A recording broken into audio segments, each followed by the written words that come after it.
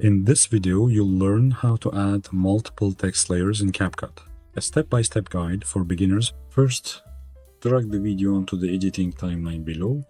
Next, go to the Text tab, click on Default Text, then on the plus sign. Now we have our first text layer.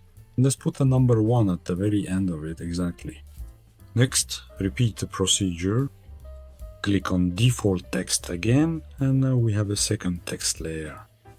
So now we already have two distinct text layers, and they can be easily edited. By simply moving these particular blocks, you can effectively edit and precisely change the timing of when this specific text appears in the video. Let's say, for now, we'll just leave everything exactly as it is, and then carefully observe what we ultimately get. As you can see, two text layers have appeared on our video. Of course, you can increase the number of them. There's a third text layer here. They've overlapped, so you'll need to move them apart.